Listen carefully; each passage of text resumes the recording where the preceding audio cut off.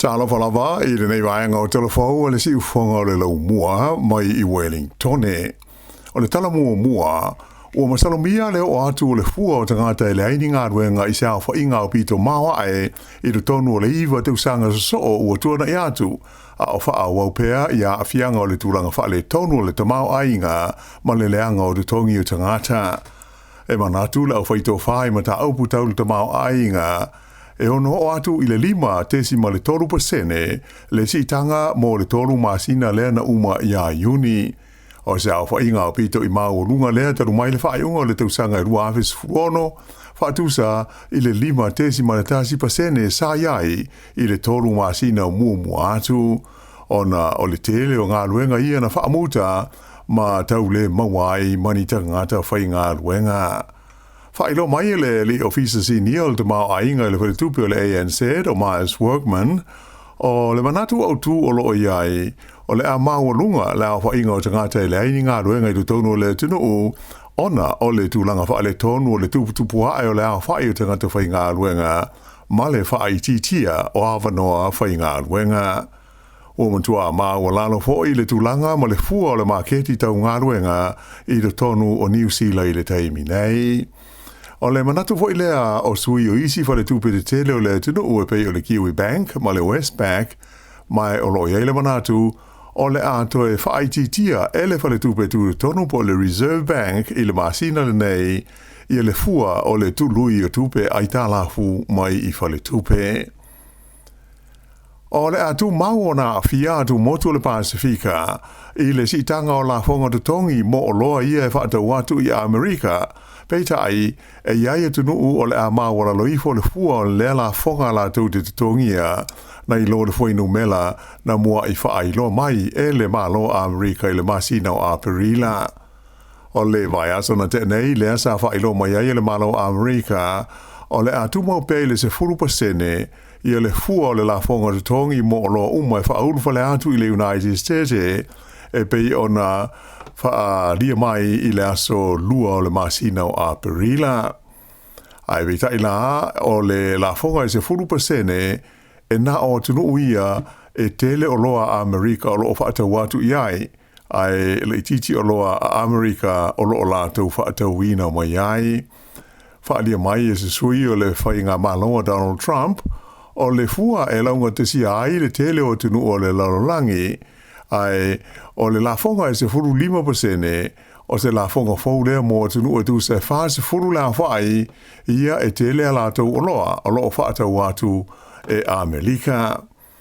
O le la fonga mo o loa a Fiji ua whaapa uifa mai le tau se 4% I le se 5% I le teimi nei.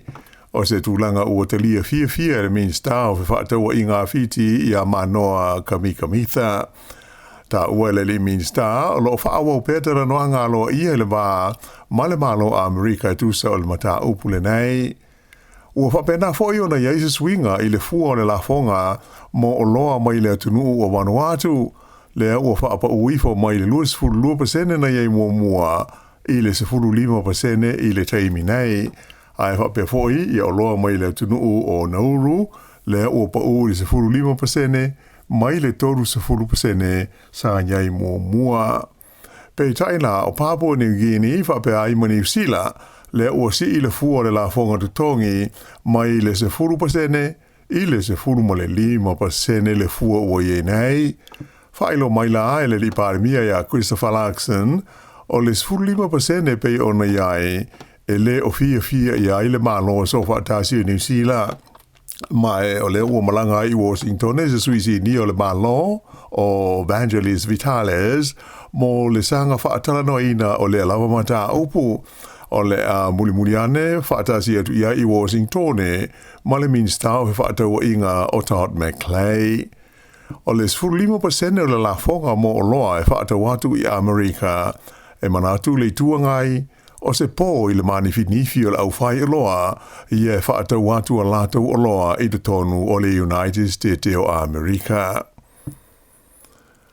O loo iai I le ai o Port Moresby le lau mua leo Papua New Guinea le vai aso nei le li palemia ia Christopher Larkson ma se au malanga mai New Zealand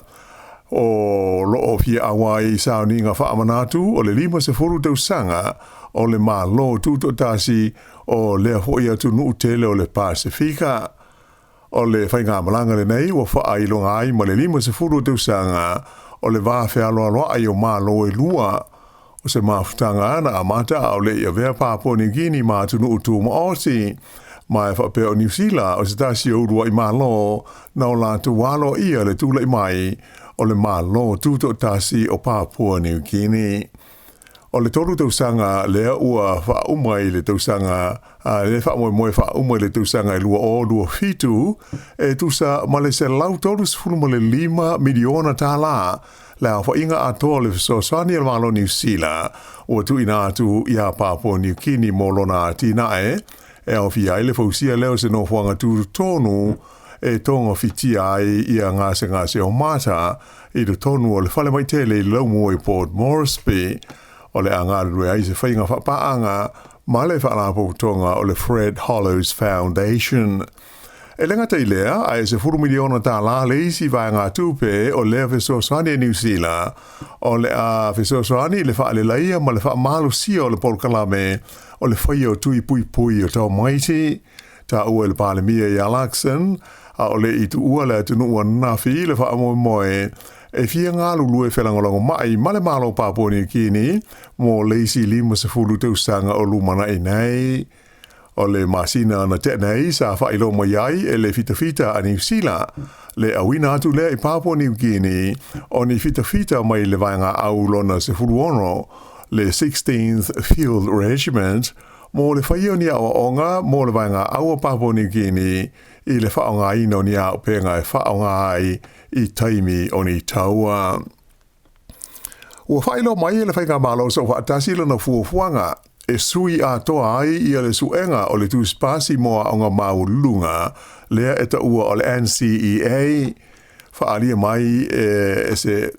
elevesenga o whaia onga, o le whaia o nei suinga I tono se teimi pupu, o le amana o mia ai se veso swani tele, ina ia mo whai o na whaatino.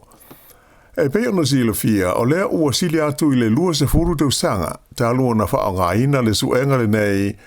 e whaawasenga ai tu si pasi moa o ngā maurunga a New Zealand. A o lea la o mana o le malo o lo tu nei le foe, ina ia sui e le to e whaonga ina I le lumanai, ia le suenga le nei o le NCEA e pei ona lau silo fia ai. O le fufuanga e pei ona whailo mai le palemia ma le minstawa o ngai le aso nafi, e da tau o nau li atu le tausanga e lua afe toru se furu, ua le to iai se tu si pasi lea o le NCEA, le National Certificate of Educational Achievement, o le asuia I tu si pasi masani mo le vaenga o le tustusi mo le whaitautusi, a e whaapea le numela mo le tausanga I se fultasi whaapea le tu si pasi e whaingoina o le Certificate of Education and Advanced Certificate of Education mo le tausanga se fultasi ma le tausanga se fululua. O le asuia foi I a whaupunga o loo iai le teimi nei I le tono tu spasi o le NCEA, e pei o le achieve, not achieved, merit, ma le excellence, I maka po o tongi o I le se lau le maulunga, mai o le a whaonga ma te itusi o le A, B, C, D, ma le I, e whaatu langa I nai tu si pasi o tau maiti a onga I le lumanai. O tu si pasi nei, o le awhaatu langa I le tūlanga o leiloa o le taumaititi e pei o le NCEA, e da tau o na pasi umai tamaiti, pe a whaalia no lātou malamalama ma leiloa, ai e mana o mia o na lātou wao o ina ni mata aupu se 5, ma pasi ai ni mata aupu e wha, ina ia mawai o lātou tu si pasi.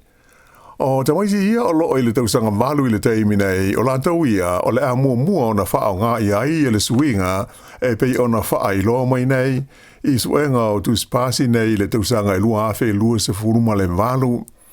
O le nei suinga e to tele whaia o ngai manatu, e pei ua to e wha fo ia I tua le tūlanga o le o ina o alo ma whana wa o ngā. Ua a matau na wha solo I le teimi le nei, ia whaatara noanga whalau I tele, o suinga e pei o na mana o I nei le malo, wa le whaamoe moe, e tapuni I le aso mua o se tema. Ua whaalia ele le minister le vai whafo wa wasa manai o Winston Peters e pule a tangata o le tukuki pe wha wau pele ai ia le wawhea loa i wha apitoa o loo iei nei o lo rātou tunu u male malo o New Zealand. O le tūlanga na sau no iei le minister i le sau ninga na whaie au kilania na nafi e wha ai longa ma wha amanatu ai le ono se fulu tau sanga o le whaavai o le malo o le tukuki po o le Cook Islands. Na whaamaupopo ina le sauninga le maaftanga o tangata o le tukuki e ta ua o le upokina tauro ma whaatasi ai manisi o whaipule o le parlemene na awai e au fiai le minister o tangata Pasifika Shane Ratty ai whapefo i le taita ilangolango le partia le Labour o Carmel se puloni. Whaalia wawasa mana i le sauninga a tonu e leo a toa i ngaio inga le malo o New Zealand. Pitai e le i whapea lava o yeise taimi ua alo ai i a New Zealand mai le whaatonu uina o lona tiu te whai i le wawhenga iai ma le malo o le atukuki. Na ta ua onu se furu tau sanga o tu malo si pea le malo New Zealand e viso soani malangolango atu i le atukuki malona atina e au wala i vai ngā tupe so soani o lotu i nā tu iai mai i le aurutongi la fonga o New Zealand.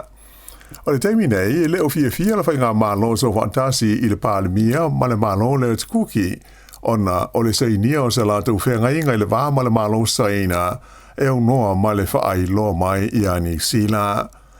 O le wha le tonu o tāo fia ai i New Zealand i a lana wheso soani e se fulu walu te si male 2 miliona tala le masani o na wha amatua atu i le Cook Islands. O le tau sanga te si iwa o no lima na amata wha amalu mai ai le wawhea loa i wha abitoa nei o New Zealand ma le tukuki. E pūle ai ma taita ia e ona ia lama tangata na lātou whainga malo ai e wheso soani i ai New Zealand e nisi o mata aupu tau le vai whafo ai mai se o le wheso soani taimi o whaalewe lame whafo se e mamata upu tau i lona puipuinga po le defense. O le ato e awina atu i nisi tangata fui mua New Zealand i ka nata e wheso soani i ngā luenga i le tauti nei o le mauafi ma mu o le tonga vao. Lea ua mu maa whai nai le tusa o le 1 miliona hectares o le vao matua o lea atu nuu i le taimi nei. E whai tau fia se furu afe la whai tangata ua avesea wha malosi mai o lātou a inga manuu ona ua lamatia i mū nei o le tonga vao na amata mai i le masino me. Whai lo mai le pulenga o le vaenga o mū ma wha lawe lame wha fosei le fans sa wha talo sangaina mai se wheso soani e le ofisa o tine i mua kanata mai o le a toe awina atu i ai nisi fui mu se tofa e wha au popo atu i le to lima se furu ia ua mua o na malanga ma awai i wheso soani nei i kanata. O fui mu nei mai New Zealand o ngā rulue dei tu malo ingo o Manitoba ai o le vaenga fau e le 11 na taunu atu ua wha mautu i le i tu malo o Alberta e ngā rulue ai le tina i o afi. Whaalia mai e te maita i whaatonu langolango le fans o Steph Rotarangi ua mawhai o na whaatino le neifso soani e lau fui mua New Zealand ona o lea o lo whea ngai tātou mo le tau malulu o se vai taimi e tau le ai ni whaalawe lave e tau mu o le tonga vao e masani o na tutupu mai ai. Ai i tonu o kānata i le taimi nei e fitu se lau whaas furufitu la whai o mu o le tonga vao ma lau whanua o loo tutupu ai e au fi ai le onus fumal whao mu i le tu malo o Alberta. Ua whailo mai le maliu o se tasi o Lisa Avema Minister le kabineta i se tasi o whainga malo o mawai a le pati a le National. O ia lea o le li iswa whaia Aussie Malcolm o se whai pisnisi longa foi lea na maliu i le valus fultoru tu sanga o lona soifua i le amtanga o le vai aso. Sāmoa i whilwhilia le nei ali i le parlemene i le tausanga tasi iwa fitu lima mai i le tu malo Eden mai tolu no ho inga so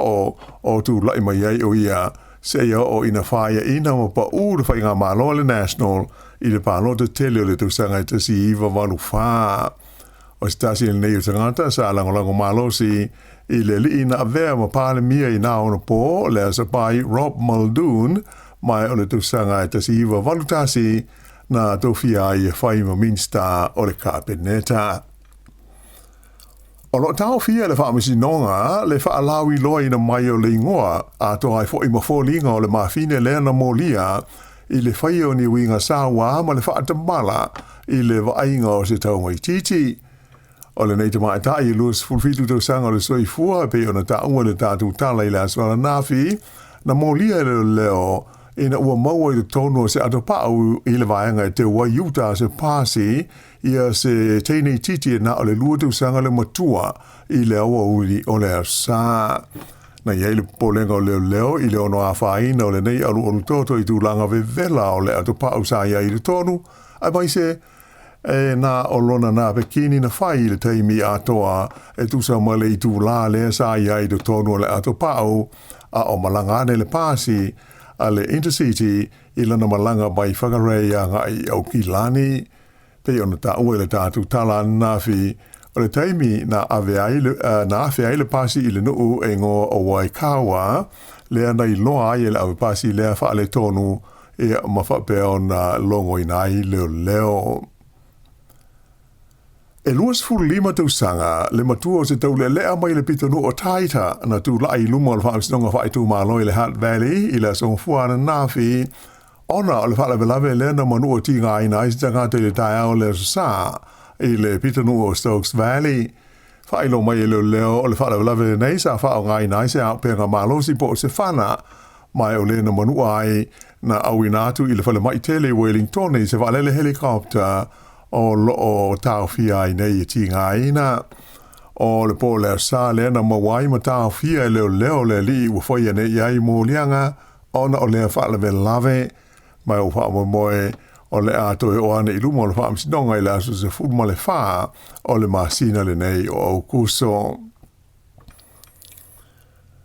I se tala mai Australia e tele I nuu mawaenga o le tala whātai se sae o Australia sa mamafa I le kiona mo le aisa na pa uai le whaeunga o le mai aso e o mai lava I le aso fuana nafi. O ia tūlanga wha le tono le tau le ngata I na marolosi ai e ta whenga malolonga a e sa poloka ai le tele o wala ma motu si ai le eletise le whaitau fia afe o whale o tangata. O nisi o nei nuu o le whaato a mamafa I leo le kiona ua palasi I ai taru mai le tele o tausanga ua mawai. Whailo mai le ofisa le tau le ABM na o I le sefuruono I nisi le mafia fia o le kiona na pa u I vaenga I matu o le state o New South Wales I le aso to nai. Sa whapena fo na palasi le kiona I nisi vaenga o le state o Queensland mo le udwa I taimi le tonu o le sefuru tausanga ua tua nai. E manatu I le wa ai tau Australia o suinga o le tau ua mafua ai o na mawae I o winga whaale tonu o le tau wa a fiai Australia I le nei vai taimi. O le atapuni tu mau e le to iai le fale ua fia se huru tausanga o whaata waifuala au aina mafuala au tau mawhamata I le pitonu o Eastbourne I se sae o le laumua I Wellington. O le fale fuala au le nei ingo o le Eastbourne Fruit Supply na whaabai e le au ainga saina o Lai Family I le vai tau le tasiiwa ono o ma wha wau mai I lawa se ia o mai I le nei taimi ma be ai o se tasi o whale o loa au tū mō tangata e nofo ai I lea vaenga o Lower Hutt sa tele ina mawai a wanoa whai ngā ruenga le tū mau mō tamaiti ma le tū pulanga tala vau. O le mori maua le tele o tangata masani o na whaatawai I le fruit shop le nei o le whelesi ma le fau o la tau whala au sa tau sina ai tangata e awhi iai ma whaatawina whala au aina e mana na o ai. E ta alonga e fo linga mai e langolango ina le malo ia se fufuanga e au maia ia se da alonga la kapi liki o le state of origin I lau whanua o New Zealand ai I leisi lua tau sanga o lumana ai. O ta oi ni lipoti le whaatala noina o le nei ma ta upu le whaeunga le vai aso o mawae I le wā o le pūlenga o le deita amunusanga ma sui o le malo New Zealand e mai se o le ofisa o la tina e o tulisi whaapea le laka piliki a Australia. o le whaamoemoe o loo iai, ina ia o maia I New Zealand, ia se ta'alonga o le State of Origin, e whai ai le tausanga o le lua o lua fitu, ta ua mai le wales whaasa loa New Zealand, o le neima ta upusa la ngā, e le li o Sir Graham Lowe, I le vāma le Minister ta'alonga ia Mark Mitchell, ai whapefo I le pulenga o malai ta'alo le Eden Park I Aukilani, ma le malai ta'alo fau o kalai stete, ia ina ia mawhai una whai ai, ia se ta'alonga o le State of Origin, o le malai ta'alo fau le nei o Christchurch, o whaamoemoe, e toi walu masina ia ona umalea matatala aloa. Ia